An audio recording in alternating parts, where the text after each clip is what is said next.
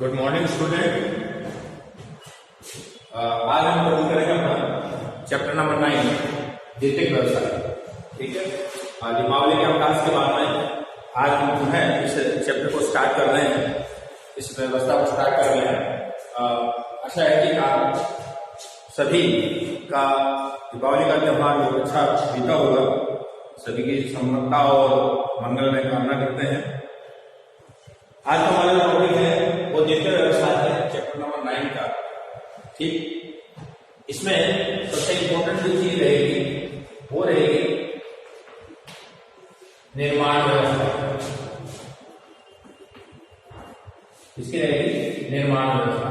किसी भी चीज का निर्माण अगर हमें करना है तो उसके लिए जो व्यवसाय किया जाता है उसको इस व्यवसाय से जोड़ के देखा है कि द्वितीय व्यवसाय का जो संबंध है वो विनिर्माण व्यवस्था से संबंधित होगा। विनिर्माण का तात्पर्य है कि कोई भी कच्चे माल को किसी भी तकनीक के माध्यम से तैयार माल किया जाता हो तो वो जो प्रक्रिया होती है उसे विनिर्माण की प्रक्रिया के नाम से जाना जाता है। चाहे प्राथमिक क्रिया हो, द्वितीयक क्रिया हो, तृतीयक क्रिया हो, चतुर्थक क्रिया हो, इन सभी का एक कार्य होता है कि आपके संसाधनों की प्राप्ति एवं उनकी क्षेत्रीय व्यवस्था के साथ कौन कौन से संसाधन पाए जाते हैं उन सबका अध्ययन जो है उनका किस प्रकार से उपयोग किया जाता है, ये सभी व्यवसायों के अंतर्गत आता है। सभी जितने भी व्यवसाय हैं उनका कार्य है कि जो संसाधन प्राप्ति क्षेत्रीय रूप में वो कैसे मिले और उनके उन व्यवस्थाओं के आधार पर उनका उपयोग भी मानव कैसे करे। तो ये सारे संसाधन जो व्यवसायों के माध्यम से हमें प्राप्त होते हैं मानव जीवन के लिए बहुत उपयोगी होते हैं, बहुत आवश्यक होते हैं। और इन सभी क्रियाओं के अंतर्गत एक दूसरी जो क्रिया है हमारी वो कौन सी है? द्वितीयक व्यवसाय। द्वितीयक व्यवसाय के अंतर्गत क्या आता है? उन सभी कार्यों को हम शामिल करते हैं। द्वितीयक व्यवसाय में उन सभी कार्यों को हम क्या करते हैं? शामिल करते हैं जिसके अंतर्गत जो भी हमें प्राकृतिक संसाधन प्राप्त होते हैं। और प्राकृतिक संसाधन का अगर साधारण भाषा में रूप में तो कच्चे माल के रूप में, कच्चे माल के रूप में, कच्चे पदार्थ के रूप में ऐसे कह सकते हैं, कच्चे पदार्थ के रूप में। ठीक है ना, जो चीजें हमें प्राप्त होती है उन चीजों को परिष्कृत करके यानी उसको थोड़ा रूपांतरित करके, साफ करके, परिष्कृत करके और नया बनाने की जो विधि का स्वरूप आता है और वो जो नया बनाने की क्रिया जिस व्यवसाय में की जाती है उसे क्या कहते हैं? द्वितीयक व्यवसाय के नाम से जानते हैं। और इससे क्या होता है कि जो प्राकृतिक संसाधन है वो मानव के जीवन यापन के लिए उपयोगी है, लेकिन इसको भी और रूपांतरित करके और अच्छा इसको बना के ताकि मानव जो है वो सीधा ही इसको क्या किया जा सके, उपयोग लिया जा सके। तो इन सभी प्राकृतिक संसाधनों को परिष्कृत करने, उनका निर्माण करके, उनके रूपांतरण करके, उनके मूल्य में वृद्धि करने की जो प्रक्रिया का स्वरूप आता है वो उसके अंदर कौन सा आता है? द्वितीयक व्यवसाय को शामिल किया जाता है। ठीक है ना। और द्वितीयक व्यवसाय के अंदर जो जितनी ज्यादा द्वितीयक व्यवसाय का स्वरूप यानी निर्माण की प्रक्रिया रहेगी, किसी भी राष्ट्र की संपन्नता उसी के ऊपर डिपेंड करती है कि वहां पर विनिर्माण की प्रक्रिया कितनी सुदृढ़ मानी जाती है, उसके आधार पर ही इसको शामिल किया जाता है। और इस व्यवस्था के अंदर क्या होता है कि प्राकृतिक संसाधनों का जो पदार्थ में प्राप्त होता है, प्राकृतिक संसाधन जो कच्चा पदार्थ होता है उसका आर्थिक मूल्य बढ़ जाता है। किस प्रक्रिया के द्वारा? विनिर्माण प्रक्रिया के द्वारा। इन प्राकृतिक संसाधनों में जो परिवर्तन किया जाता है, जो इनका निर्माण किया जाता है, जिनको परिष्कृत किया जाता है, वो प्रक्रियाओं के दौरान इसका जो आर्थिक मूल्य होता है उसमें क्या हो जाती है? वृद्धि हो जाती है। मुख्य रूप से अगर देखें तो पूरे विश्व में द्वितीयक व्यवसाय को 10 मुख्य भागों में बांटा गया है।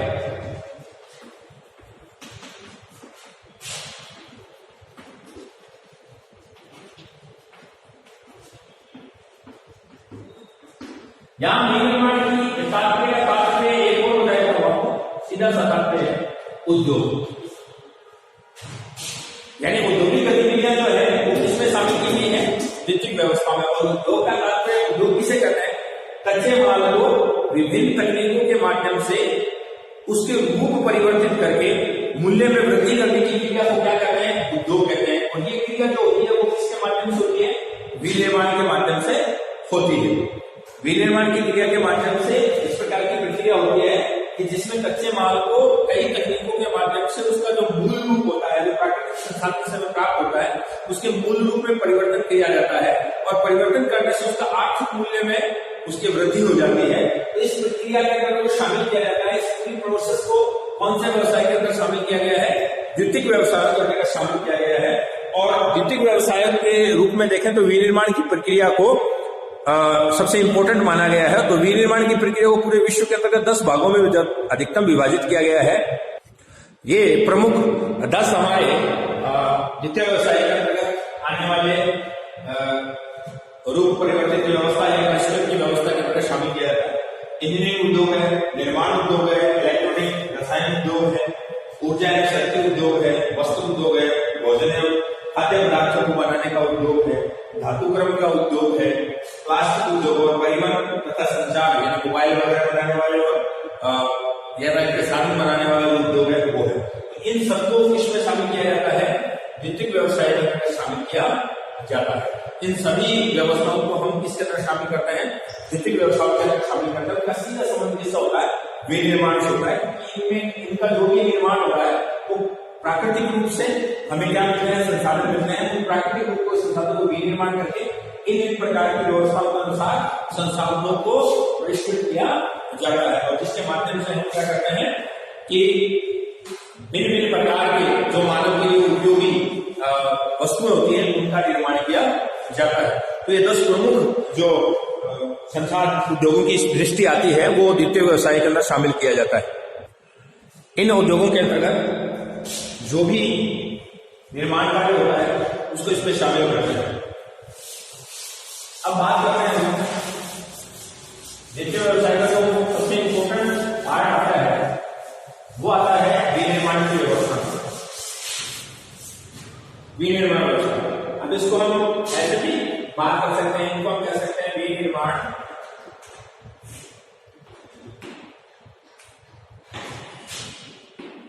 उद्योग। विनिर्माण उद्योग, अब विनिर्माण उद्योग की जो संकल्पना है उसमें थोड़ी भ्रांति रहती है। विनिर्माण उद्योग की संकल्पना में थोड़ी भ्रांति रहती है। भ्रांति क्या रहती है कि कई मानते हैं कि विनिर्माण का नाम आ गया विनिर्माण, तो विनिर्माण का बड़े उद्योगों के संदर्भ में ये बात की जाती है कि बड़े जो उद्योग होते हैं उनके लिए विनिर्माण उद्योग शामिल होता है। छोटे उद्योगों के लिए अगर हम बात करें, ठीक है ना, तो उसमें इसका निर्माण नहीं होता है, नॉर्मल तरीके से इसका नाम होता है। तो ये भ्रांति नहीं है, बिल्कुल ऐसी चीज नहीं है। विनिर्माण का मतलब ही प्राचीन व्यवस्थाओं के अंतर्गत विनिर्माण जो है तो हाथों से निर्मित हैंडमेड जो होती थी उसको किसके नाम से जाना जाता था? विनिर्माण की व्यवस्था के बाद में आता। अब जैसे ही हाथों के बनाने के बाद में शक्ति के साथ में मशीनें आ गई, ठीक है ना, तो अब मशीनों के द्वारा बनाया जाएगा, मशीनों के द्वारा अपने हाथों के द्वारा बनाया जाता था, उसको किसमें नाम दिया जाता? विनिर्माण में। उसके बाद से जो मशीनें आई, यांत्रिक शक्ति का उपयोग किया जाने लगा, तब इन चीजों का काम किससे हो गया? विनिर्माण से हो गया, ठीक है ना। तो ऐसी बात नहीं है, बड़े उद्योगों के लिए भी जो निर्माण प्रक्रिया होती है उसको विनिर्माण की व्यवस्था कहते हैं और छोटे स्तर पर या हाथों से बुनी व्यवस्थाओं के रूप में भी अगर कोई चीज होती है तो उसको भी विनिर्माण उद्योग के नाम से ही जाना जाता है। भ्रांति न रखिए कि विनिर्माण उद्योग का मतलब बड़े उद्योगों से है। आप अगर घर में रोटी भी बना रहे हैं, बर्तन भी बना रहे हैं, तो उसका भी नाम क्या होता है? विनिर्माण ही होता है। क्योंकि विनिर्माण की जो संकल्पना है, विनिर्माण का जो शाब्दिक अर्थ या परिभाषा के रूप में हम शामिल करते हैं तो इसको उद्योग की संकल्पना लागू हो जाती है। तो विनिर्माण उद्योग का तात्पर्य क्या होता है कि किसी भी कच्ची वस्तु को, कोई भी कच्ची वस्तु हो सकती है जिसको हम प्राकृतिक संसाधन के रूप में मानते हैं, कोई भी कच्ची वस्तु जिसको शारीरिक, अब शारीरिक का मतलब हाथों से आ गया, शारीरिक अथवा यांत्रिक,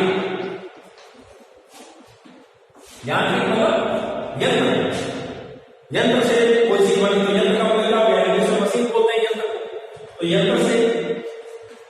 यंत्र से कोई चीज का निर्माण करना, भाई मशीनों के द्वारा निर्माण करना, शक्ति के साधनों के द्वारा, ठीक है ना, यांत्रिक शक्ति के द्वारा जो संचालित होते हैं, यांत्रिक शक्ति के द्वारा जो संचालित होते हैं, संचालित क्या होती है? मशीनें होती है। तो यांत्रिक शक्ति के द्वारा जो मशीनें चालित होती है, उनसे अगर हम किसी भी पदार्थ का रूप परिवर्तित करते हैं, वो भी शामिल है। शारीरिक का मतलब हाथों से, शारीरिक मतलब हमारी खुद हाथों से अगर हम किसी चीज का निर्माण करते हैं, जैसे मान लो मिट्टी है, तो मिट्टी का बर्तन बना रहे हैं, अब बिना किसी मशीन की सहायता से खुद हाथों से उसको बना रहे हैं, तो वो भी किसमें शामिल होगा? विनिर्माण में शामिल होगा। ठीक है। और किसी मशीन से अगर बना रहे हैं तो भी वो किसमें शामिल होगा? विनिर्माण की व्यवस्था में अंतर्गत शामिल होगा। तो इस ध्यान में तात्पर्य आता है वो ये है कि विनिर्माण का तात्पर्य होता है कच्ची वस्तु से प्राकृतिक संसाधनों के रूप में प्राप्त जो भी कच्ची वस्तु होती है, उसको शारीरिक या फिर यांत्रिक शक्ति के द्वारा संचालित जो भी यंत्र या उपकरण होते हैं, उनके द्वारा पूर्व से निर्धारित, पहले से हम डिजाइन बना लेंगे, ये चीज बनानी है, ये चीज बनानी है, ये चीज, तो पूर्व से हमारे दिमाग में निर्धारित होती है। हमारी इच्छा के अनुसार हमने सोचा कि इसको गोल बनाना है तो गोल बना लिया, इसको चौरस बनाना है चौरस बनाना है, इच्छा के अनुसार। ठीक है ना। तो पूर्व निर्धारित हो, इच्छा के अनुसार हो। ठीक है ना। या नियंत्रित प्रक्रिया के द्वारा, नियंत्रित प्रक्रिया का मतलब क्या हुआ कि अगर हम सारे से हमारे को ऐसा लगा कि ये गोल बन गया, हमें इसको चौरस बनाना है, ये हमारे बस में है, हम इसको चौरस बना सकते हैं। ठीक है ना। नियंत्रित प्रक्रिया है, मशीन के द्वारा हम डिजाइन बनाते हैं कि इसको चौरस बनाना है, इसको तो नियंत्रित किया जा सकता है। तो ऐसी प्रक्रिया प्राकृतिक संसाधनों से प्राप्त जो कच्ची वस्तु होती है, उसको शारीरिक या मशीनों के द्वारा या यांत्रिक शक्ति के द्वारा जो संचालित उपकरण होते हैं, यांत्रिक शक्ति का मतलब तात्पर्य मशीनों के द्वारा जो चीजें बनाई जाती हैं उनके द्वारा, ठीक है ना, जो वस्तुओं का अपनी इच्छा अनुसार या पूर्व से निर्धारित या इनको नियंत्रित किया करके कोई नया डिजाइन दिया जाता है, नया रूप परिवर्तित किया जाता है, और उस रूप परिवर्तित करने से उस वस्तु के मूल्य में वृद्धि हो जाती है। इस पूरी प्रोसेस को क्या कहते हैं, इस पूरी प्रक्रिया को क्या कहते हैं? विनिर्माण उद्योग के नाम से जाना जाता है। ठीक है ना। लेकिन हमारी भ्रांति क्या है कि ये जो विनिर्माण उद्योग बड़े उद्योग ना, ये बड़े लोह इस्पात उद्योग से लेके वस्त्र उद्योग से लेके बर्तन बनाने तक का जो काम होता है, या बर्तन बनाने से लेके लोह इस्पात उद्योग के बड़े उद्योगों तक बनाने की जो प्रक्रिया होती है, सारी इसमें शामिल की जाती है विनिर्माण में। इसलिए इसमें भ्रांति नहीं होनी चाहिए कि उद्योग प्रक्रिया यही होती है, क्योंकि इसमें किसी न किसी चीज का निर्माण होता है। उद्योग क्या करते हैं कि किसी भी कच्ची वस्तु को विभिन्न तकनीकों के माध्यम से रूप परिवर्तित करके उसके मूल्य में वृद्धि करने की प्रक्रिया का नाम क्या है? उद्योग है। ठीक है ना। अब इस औद्योगिक प्रक्रिया के अंतर्गत किसी न किसी वस्तु का क्या होता है? निर्माण होता है। इसीलिए इस पूरी प्रोसेस को नाम क्या जाता है? विनिर्माण उद्योग के नाम से जाना जाता है। कोई नई चीज का उत्पादन किया जाता है। इसके अंतर्गत आप मान सकते हो, चाहे बड़ी मशीनें हो, चाहे जलयान बनाने हो, चाहे तोप बनानी हो, चाहे बर्तन बनाने हो, चाहे इस्पात बनाना हो, चाहे कपड़े बनाने हो, सारी प्रोसेस जो होती है उन सब के लिए एक शब्द यूज होता है, विनिर्माण उद्योग। तो विनिर्माण उद्योग के लिए हमें जो भी पदार्थ चाहिए, विनिर्माण की प्रक्रिया के लिए जो पदार्थ चाहिए, वो कहाँ से मिलते हैं? प्राकृतिक संसाधनों से मिलते हैं। जो प्राकृतिक संसाधन है प्रकृति से मिलते हैं। इन प्राकृतिक संसाधनों को विनिर्माण उद्योग के लिए किस नाम से जानेंगे? कच्ची वस्तु। किस नाम से जानी जाती है? वो कच्ची वस्तु। अब कच्ची वस्तु जब भी नाम लेंगे तो आपके दिमाग में आएगा कि प्रकृति के अंदर मौजूद जैसी अवस्था में जो पदार्थ मिलता है, उस पदार्थ को जब हम नया बनाने के लिए लेते हैं, किसी चीज का निर्माण करने लेते हैं, तो वो जो पदार्थ होगा उसको कहेंगे कच्ची वस्तु। जैसे मान लो ये चौक है, ये चूने की बनी है, चूने की पत्थर की बनी है, लेकिन इसकी शेप जो है, देखो आप, इसकी शेप ऐसी होगी। ठीक है ना। इसको कलरफुल भी किया गया है, इसमें कलर भी डाला गया है।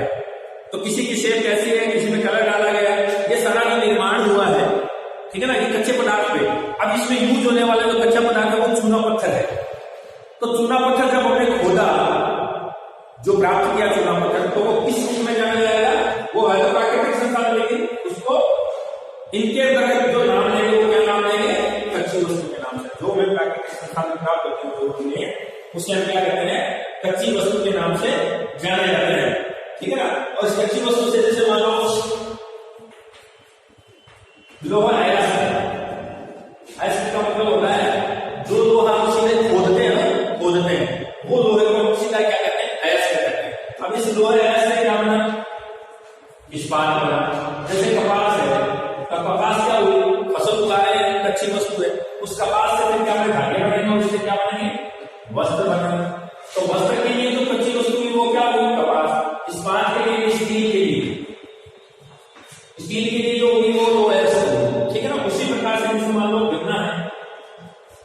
जो है उससे क्या बनेगी, चीनी बनेगी, गुड़ बनेगा, अल्कोहल बनेगा। तो वो जो चीजें हैं ये सारे पदार्थ जो है वो प्राकृतिक रूप से मिलते हैं। तो प्राकृतिक रूप से मिलने वाले संसाधन क्या करें, प्राकृतिक संसाधन। और उद्योगों के लिए इन प्राकृतिक संसाधनों को किस नाम से जाना जाता है, कच्ची वस्तुएं या कच्चा माल।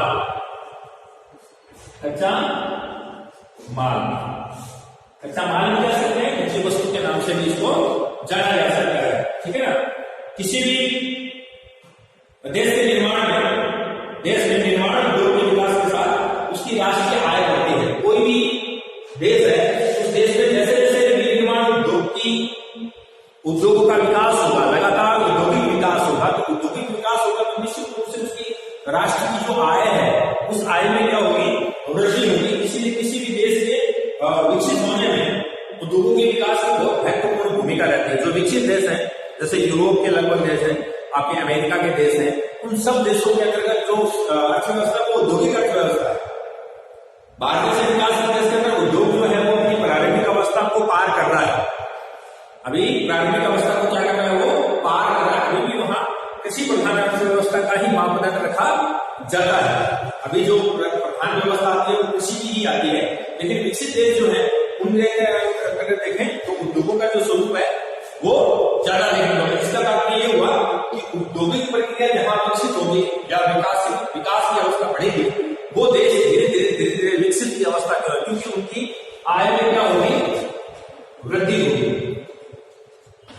क्या होगी, आय में वृद्धि होगी। इस आय की वृद्धि को ही ध्यान रखा जाता है। जैसे विश्व के अगर हम देशों की बात करें, औद्योगिक प्रक्रिया के अंतर्गत विश्व देशों की बात करें, तो आप देखिए जर्मनी है, फ्रांस है, यानी यूरोप के ये सारे हैं, इंग्लैंड है, आपके संयुक्त राज्य अमेरिका है, ठीक है ना। तो ये देश जो है, इन देश ऑस्ट्रेलिया है, इन देशों के औद्योगिक जो अर्थव्यवस्था है औद्योगिक विकसितता इसके अंदर देखने को मिलती है। यानी इनकी जो अर्थव्यवस्था है वो औद्योगिक अर्थव्यवस्था है, और उद्योग जो है वो विकसित अवस्था में देखने को मिलते हैं। औद्योगिक व्यवस्था जो है वो विकसित अवस्था में देखने को मिलती है जर्मनी में। यानी यूरोप के तो लगभग देशों के अंतर्गत, यूरोप महाद्वीप के लगभग देशों के अंतर्गत, तुर्की वगैरह को छोड़कर लगभग देशों के अंतर्गत विकसित अवस्था देखने को मिलती है। इसी प्रकार अमेरिका के अंतर्गत विश्व राज्य अमेरिका जो पार्ट आता है वो भी विकसित देशों के अंतर्गत देखने को मिलता है। तो ये विनिर्माण उद्योग के बारे में थोड़ी जानकारी कि विनिर्माण उद्योग जो है वो किसी भी अच्छी वस्तु को जो प्राकृतिक संसाधनों प्राप्त होती है उसका रूप परिवर्तित करके उसके मूल्य में वृद्धि करने की प्रक्रिया का नाम क्या है, विनिर्माण उद्योग है। और उस रूपांतरित प्रक्रिया के माध्यम से उस मूल्य की उस वस्तु के मूल्य में क्या हो जाती है, वृद्धि हो जाती है। और वृद्धि होने से किसी भी राष्ट्र की आय में क्या होती है, वृद्धि होती है। तो जितना ज्यादा उद्योगों का विकास होगा वो राष्ट्र उतना ही विकसित की ओर क्या करेगा, अग्रसर होगा। तो विनिर्माण उद्योग के बारे में हमें कुछ जानकारी और जो भी प्राकृतिक तत्व पाए जाते हैं वो इन विनिर्माण उद्योगों के लिए क्या होता है, कच्चा माल होता है। क्या होता है, कच्चा माल होता है। अब सबसे इंपॉर्टेंट चीज आती है विनिर्माण उद्योग। अब इन उद्योगों को लगाया हमने ये तो पढ़ लिया कि विनिर्माण उद्योग जो किसी वस्तु को रूप परिवर्तित उसको मूल्यांकन करते हैं जिससे कि राष्ट्र की आय में क्या होती है, वृद्धि होती है। ये तो हमने जान लिया। लेकिन इसके बाद में बात आती है कि जो उद्योग है उनको स्थापित कहां करें, कहां उनको स्थापित करें, कहां उद्योग लगाए जिसके कारण उद्योगों का क्या हो, विकास हो। अमेरिका में, यूरोप में उद्योगों के विकास होने के पीछे निश्चित रूप से कोई भी जब ऐसी प्रक्रिया होती है उसको कोई न कोई कारक क्या करता है, प्रभावित करता है। तो निश्चित रूप से जब हम कोई उद्योग की स्थापना करेंगे तो उसको कोई न कोई कारक क्या करेगा, प्रभावित करेगा, कोई न कोई क्या करेगा, प्रभावित करेगा। तो वो होता है स्थानीयकरण, स्थापित, यानी वीडियो उद्योग का स्थानीयकरण कहां करें, किस स्थान में लगाएं, कहां उसको स्थापित करें, ठीक है ना। तो उसको स्थापित करने से पहले कुछ कारकों का अध्ययन करना जरूरी होता है कि हम किसी उद्योग को लगाएं तो उस उद्योग को लगाने के लिए कौन कौन से कारक ऐसे हैं जो उस उद्योग को बढ़ावा देंगे या फिर वो उद्योग वहां संचालित नहीं होगा। यानी किसी उद्योग की स्थापना करें तो उस उद्योग के लिए कौन कौन से कारक ऐसे होते हैं जो उसकी स्थापना में महत्वपूर्ण योगदान देते हैं। ठीक है ना। तो अब जो हम करेंगे वो करेंगे कि किसी उद्योग की स्थापना करें तो कहां करें। इसलिए उस उद्योग की स्थापना करने से पहले उद्योगों की अवस्थिति को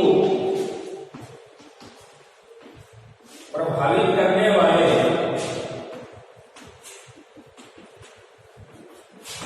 कारकों का कारण प्रभावित करने वाले कारक। उद्योगों की अवस्थिति को प्रभावित करने वाले कारक कौन कौन से हैं। उद्योगों की अवस्थिति का मतलब कि किसी क्षेत्र के अंदर अगर हम उद्योग की स्थापना करें तो उसको कौन कौन से कारक है जो प्रभावित करेगा। प्रभावित करने का मतलब ये नहीं है कि केवल नुकसान ही होता है, फायदा और नुकसान दोनों किसी भी कारक से दोनों जो है वो मान लीजिए जैसे जनसंख्या बढ़ी है तो जनसंख्या के प्रभावित करने वाले जो कारक थे उनके अंतर्गत अब एक चीज इसमें हम देखें जैसे जल की उपलब्धता है। क्या है? जल की उपलब्धता। किसके रूप में पढ़ रहे हैं? जनसंख्या के रूप में। ये जनसंख्या का वितरण पढ़ा था हमने, जनसंख्या का वितरण पढ़ा। तो जनसंख्या का वितरण ज्यादा या कम, ये दो चीज आती है। क्या ज्यादा मिलेगा या कम मिलेगा, वितरण कहां ज्यादा होगा कहां कम होगा। इसके लिए जो फैक्टर काम कर रहा है वो कौन सा कर रहा है? जल की उपलब्धता। अब मानो कि जल की आवश्यकता जरूरी है तो जहां जल होगा वहां जनसंख्या क्या पाई जाएगी? अधिक, और जहां जल कम होगा वहां जनसंख्या क्या पाई जाएगी? कम पाई जाएगी। इसका मतलब जनसंख्या का वितरण कम और ज्यादा हो रहा है, एक ही कारक इसको प्रभावित कर रहा है। कौन सा प्रभावित कर रहा है? जल। अगर जल है तो जनसंख्या बढ़ेगी, अगर जल नहीं है तो जनसंख्या कम। तो कम और ज्यादा दोनों स्थितियों में तो अवस्थिति उद्योगों की होगी वहां या अवस्थिति उद्योगों की नहीं होगी वहां। ये दोनों जो है होगी या नहीं होगी, यह अवस्थिति का जो फैक्टर होता है उसको एक ही कारक क्या करता है?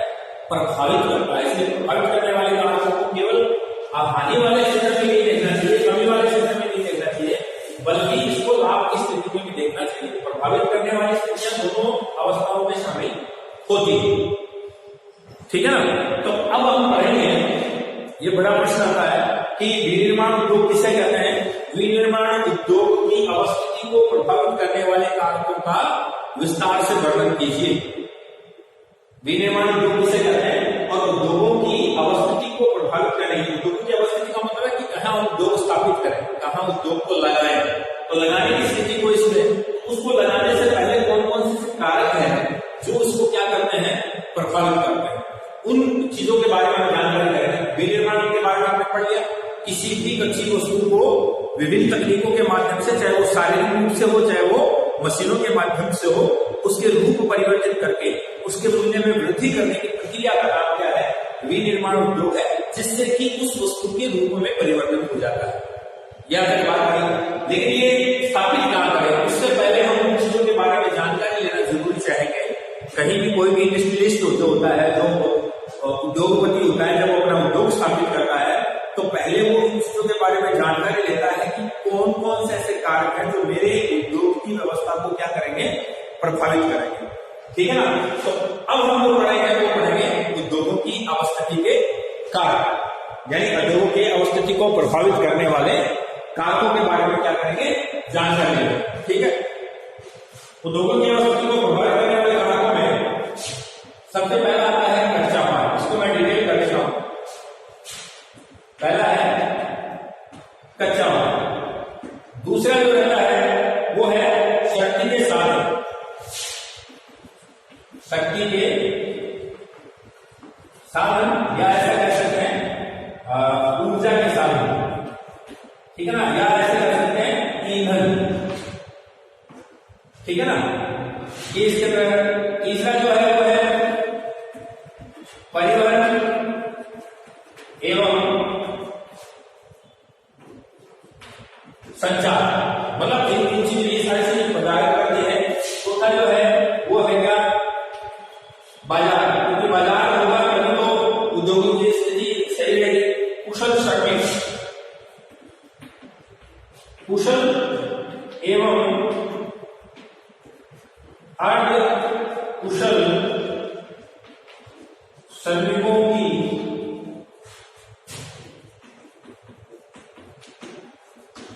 उपलब्धता, ठीक है ना। कुशल और अकुशल श्रमिकों की क्या रहती है, उपलब्धता। इसके अलावा पूंजी, साथ में इसमें जल की आपूर्ति, उसमें भी जल की आपूर्ति थी, इसमें भी जल की जलवायु, आठ इसमें रहता है जलवायु। तो बहुत से ऐसे कारक होंगे, ठीक है ना। दोनों है उच्च तकनीक,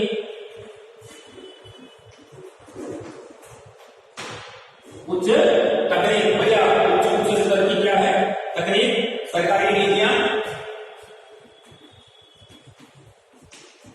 सरकारी नीतियां क्योंकि सरकार जो होती है वो भी उद्योगों के विकास के लिए अपनी नीतियां बनाती है। और ग्रामीण जो होता है वो अन्य कारक, बहुत से कारक ऐसे हैं जो इनके अलावा दोनों होते हैं तो अन्य कारकों में मिले रहते हैं, ठीक है। तो ये जितने भी कारक दिखाई दे रहे हैं आपको, मेरे ख्याल से सारे कारक दिखाई दे रहे होंगे आपको जो हमने लिखे हैं, हाँ शामिल है, पूरे सारे कारक दिखाई दे रहे हैं। अब इनके बारे में क्लियर करेंगे, कच्चा माल, शक्ति के संसाधन, पर्यावरण, संचार, बाजार, कुशल मार्केट, शोषण, उपलब्धता, पूंजी, जल की आपूर्ति, जलवायु, उच्च तकनीक, सरकारी नीतियां और अन्य कारक। ये सारे जो है इन फैक्टरों को हम डिटेल से करेंगे क्योंकि बड़ा प्रश्न जो है वो इनसे ही बनता है। अब इसमें हम पहला बिंदु लेते हैं कच्चा माल, और जो पॉइंट है वो साथ साथ पढ़ रहे हैं। पहला जो आएगा वो आएगा हमारा कच्चा माल, क्योंकि कोई भी उद्योग है, इस उद्योग की प्रक्रिया भी क्या है, निर्माण किस पे डिपेंड है, कच्चे माल के ऊपर डिपेंड है, ठीक है ना। कच्चे माल की विनिर्माण जो सबसे इंपॉर्टेंट चीज है, वो सारे कारक इसी पे डिपेंड रहते हैं। कच्चा माल ही नहीं होगा तो वो सारी क्रियाएं जो वो शामिल नहीं होगी, और जब और सारी क्रिया शामिल होगी लेकिन कच्चा माल, अब कच्चा माल उपलब्ध है लेकिन और प्रक्रिया शामिल नहीं है तो सबका तालमेल होना जरूरी है। सारे कारक जो होते हैं वो उपस्थित होना जरूरी माना जाता है। तो किसी भी उद्योग के लिए सबसे इंपॉर्टेंट चीज क्या होती है कि कच्चा माल जो है उनको सुगमतापूर्वक, सरलतापूर्वक, सस्ती दरों में मिल जाए, सस्ता कच्चा माल मिल जाए ताकि उससे लाभ कमाया जा सके। तो सबसे इंपॉर्टेंट चीज क्या होती है, इसमें लागत होती है दो प्रकार की, एक तो होती है उत्पादन लागत और एक होती है यातायात लागत। अब उत्पादन लागत में है कि अगर कच्चा माल में सस्ता मिल गया तो जो लागत आ रही है उत्पादन करने में उसमें हमें फायदा हो जाएगा। अगर कच्चा माल पहले से महंगा मिल रहा है, ठीक है ना, तो उत्पादन करेंगे तो उसमें भी लागत आएगी, और कच्चे माल को पहले से महंगा तो दोनों का पैसा जोड़ेंगे तो इसका मतलब जो प्रोडक्शन हो रहा है वो महंगा होगा, महंगा होगा तो मार्केट में बिके तो बिके, नहीं बिके तो नहीं बिके, इसलिए घाटा लग सकता है। इसलिए सबसे इंपॉर्टेंट चीज क्या होना चाहिए कि कच्चा माल को सुगमतापूर्ण मिल जाए, सस्ता मिल जाए, अच्छी दरों पे मिल जाए, ठीक है ना, और पास में मिल जाए, सबसे इंपॉर्टेंट। दूसरी बात ये सस्ता माल जो होता है, कच्चा माल जो होता है वो कच्चा माल उद्योग जहां स्थापित करें उसके आसपास ही मिल जाए ताकि हमें लाने और ले जाने में पैसा ज्यादा खर्च नहीं करना पड़ेगा, यानी हमारी यातायात लागत जो है वो कम रहेगी। तो किसी भी उद्योग के अच्छे निर्माण की प्रक्रिया यही होती है कि अधिकांश उद्योग उन्हीं स्थानों पर स्थापित किए जाए जहां पर कच्चा माल सुगमता से प्राप्त हो जाए, यानी उसको कच्चे माल को उद्योगों तक लाने और ले जाने में यातायात की लागत ज्यादा न आए, क्योंकि जितनी ज्यादा लागत आएगी उतना ही उत्पादन की गई प्रक्रिया के अंतर्गत जो वस्तु है उस पर भार बढ़ेगा, और भार बढ़ेगा तो वस्तु महंगी होगी, और महंगी होगी तो हो सकता है कि बाजार में प्रतिस्पर्धा न कर सके। इसलिए इस चीज को ध्यान रखा जाता है कि किस तरीके से उत्पादन लागत ऐसी होनी चाहिए ताकि कच्चा माल सस्ता मिल जाए तो उत्पादन लागत भी क्या आएगी, कम आएगी, ठीक है, अच्छी किस्म का। दूसरी है नजदीक होगा तो यातायात लागत भी क्या आएगी, कम आएगी। इसकी लागत जो एक्स्ट्रा पड़ रही है वस्तु के उत्पादन में वो कम हो जाएगी, वो कम हो जाएगी तो सस्ती वस्तु जो होती है वो मार्केट में अवेलेबल हो जाएगी, ठीक है ना। इस चीज को ध्यान रखा जाता है। इसलिए अधिकांश जो उद्योग खोले जाते हैं, अधिकांश उद्योग खोले जाते हैं वो कहां खोले जाते हैं, जैसे खान है कोई तो खान के पास, ठीक है ना, वन है तो वन के पास, ठीक है ना, समुद्र तट है तो उसके पास, जहां कच्चा माल मिल रहा है उनके पास ही उद्योगों की क्या की जाती है, स्थापना की जाती है ताकि उनको लाने और ले जाने के अंतर्गत पर्याप्त मात्रा में जो खर्चा हो रहा है उससे बचा जा सके, ठीक है ना। क्योंकि कई ऐसे खनिज होते हैं, जैसे लोहा है, ठीक है ना, कोयला है, लोहा है, कोयला है, ठीक है ना। अब ये क्या भारी है, तो भारी पदार्थों को एक स्थान से दूसरे स्थान पे लाने पर अत्यधिक लागत की, यातायात लागत की व्यवस्था करनी पड़ती है, बहुत ज्यादा लागत आती है इसमें, क्योंकि भारी पदार्थ में लाने और ले जाने। दूसरी बात, ये बाहर होने वाले हैं, बाहर होने वाले का मतलब क्या हुआ कि ऐसे संसाधन जो अब एक बार यहां से लेके गए, ठीक है ना, और यहां लेके गए, अब कोयला मान लो 10 टन यहां है, यहां जला दिया उसको, तो जला दिया तो उससे बाहर हो गया अपना किसका 10 टन का। अब यहां से आना 10 टन का किराया तो हो गया। इससे अच्छा था ये कि लोग इसके पास ही नजदीक स्थापित कर लेते, तो लाने ले जाने में जो किराया है वो बच जाता, क्योंकि ये तो जलेगा, यहाँ जलेगा तो निश्चित रूप से इसमें बाहर खोया जाएगा। तो जो बाहर खोने वाले जो खाद्य पदार्थ होते हैं, ऐसे कच्चे पदार्थों वाले क्षेत्रों के पास ही उद्योगों की क्या की जाती है, स्थापना की जाती है। जैसे कागज या उद्योग है, मतलब कागज बनाने, लकड़ी से संबंधित हो गया, तो ऐसे उद्योगों को वनों के पास ही स्थापित किया जाता था कि लकड़ी काट के उसकी लुगदी बनाई जा सके और उससे पेपर बनाया जा सके। तो ये सारी चीजें जो है इसमें शामिल की जाती है। इसके अलावा और भी अन्य बहुत से क्षेत्र है जिनके अंतर्गत लोग कच्चा माल जो है उसकी उपलब्धता देखी जाती है कि कौन कौन से क्षेत्र में कौन कौन सा कच्चा माल मिलता है। ठीक है, तो आज के लिए कच्चा माल का इसमें जो लोड करेंगे, आज के लिए है, ठीक है ना, इतना कल जो है प्रभावित करने वाले काम के ऊपर आगे डिस्कस करेंगे। आज के लिए थैंक यू।